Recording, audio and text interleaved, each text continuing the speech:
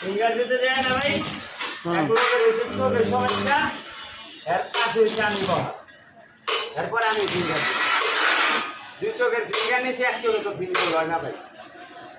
আমি তো আতঙ্ক করে গেছি, ভাবে এমনি দুষ্ট সিস্টেম করে কানা মানা ভয় লাগানো আল্লাহ নি সাকসেস করে যত্ন করতে মানে আর কয়েকটা রিপোর্ট দিল, ওই দিল একটা ফাইল দিছে, ওইটা পূরণ করতে হবে আপনার ভিতরে করতে গেলে, পাসপোর্ট করতে গেলে। যে আপনি চোখের চিকিৎসা লিগাল বাইরে যেতে পারবেন, চাকরির লিগাল যেতে পারবো না কেন মানে।